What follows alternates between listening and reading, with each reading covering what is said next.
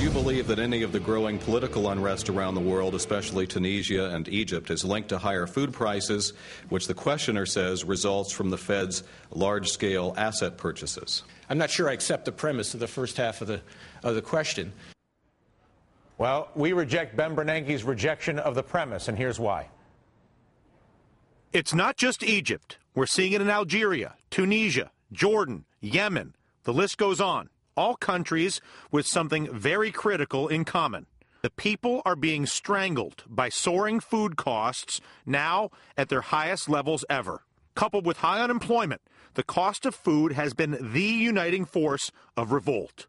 For the lucky Arabs who actually have a job, it's estimated they spend up to 80% of their income on food.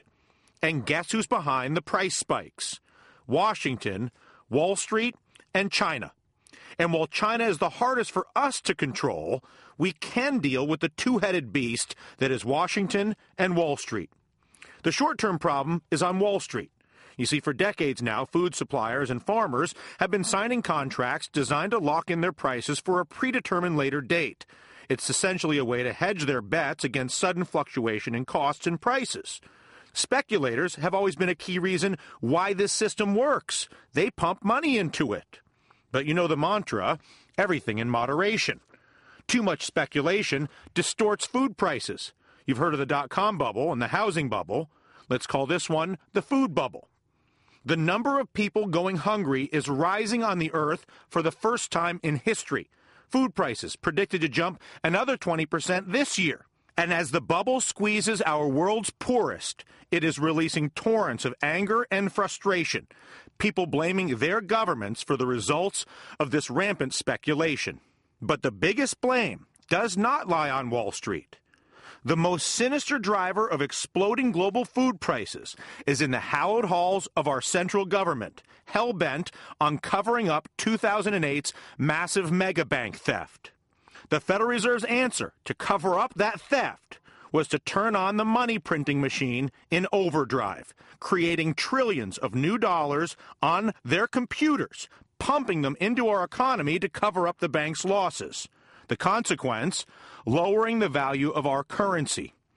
And as we continue to do that, investors and non-investors alike are watching commodity prices soar in correlation to that money printing.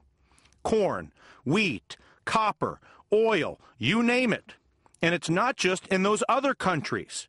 So whether you're cursing food and gas prices at home this summer and wondering why, or you're a stunned observer of the unrest in the Middle East, realize both are the direct result of a pay cut from money printing as your government remains hell-bent on propping up the mega banks. And to further help us connect the dots, I want to bring in Bill Fleckenstein, hedge fund manager, investor based in Seattle, somebody expert on all of these variables. Bill, and how closely does the money printing policies of our central bank correlate to the overall rise in commodity prices?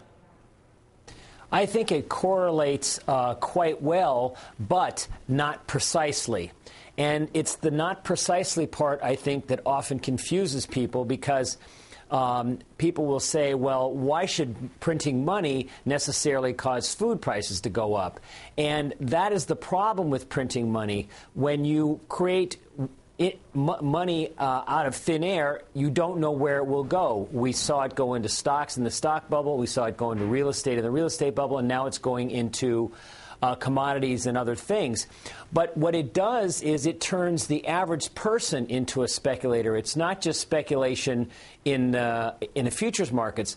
There have been stories in all the papers about how farmers in China holding back their cotton crop to businessmen who make cotton shirts buying in advance. When people believe that the money will no longer be good, they put it into things. And when those things are food and you have crop disruptions, then you start to see what's happening, and then you get the dominoes start to tip over like we're seeing now. And I want to talk about our own dominoes and the relationship between America's mega banks, the political contribution system, where 40% of the political donations for both Republicans and Democrats come from the bank. So you have the giant banks as the bulk provider of money for politicians. You have the implicit and explicit support of the central government, both through tax code and money printing.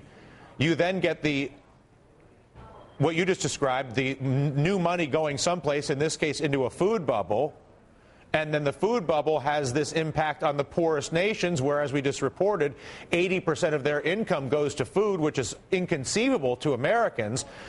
Just how sinister is that wheel between the banks, the political contributions, the support, soaring prices, and the unrest?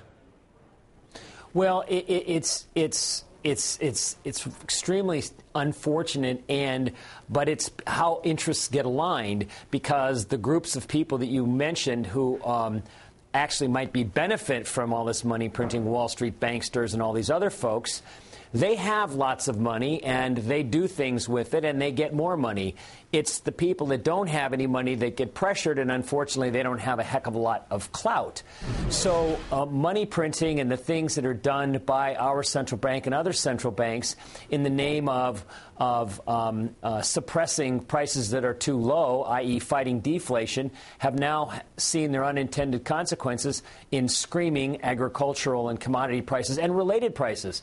Because when psychology starts to change, then people modify their behavior and it gets into the other sorts of prices. And it's all because we have a central bank that won't ever face its mistakes and always wants to print money to solve whatever the problem is. As more and more people in this country come to understand something that you've known and understood for years, something that many folks have been rapidly getting educated on since the financial crisis, what is the alternative, or what are some of the alternatives that could be entertained today instead of the money printing strategy that we're getting from our government now? Well, I know this will probably make a lot of people laugh, but when we were on a gold standard, there's nothing magical about gold. It was just a rule as to how much money you could create. And it had an elegant check and balance, because if you were a country that was doing things that the world thought improper from a monetary standpoint, gold left your country and you had to then tighten. So I know it sounds like I want to go back to Stone Age times when I mentioned the gold standard, but we need rules whereby the money is fixed in value and other things fluctuate. We have tried to make it so the economy and other things don't fluctuate, and we've turned money into being worthless, and therefore we've had these wild distortions in the economy and the financial markets. So we have to go back to some sort of standard where we don't have a group of men in a committee meeting deciding what the right interest rate should be and how much money to print to get that, so that we can stop all this insane misallocation of capital that continues. Yeah. Listen, Bill, it is always a pleasure. We have all learned from you and continue to. Thank you very much. Bill Fleckenstein out of Seattle.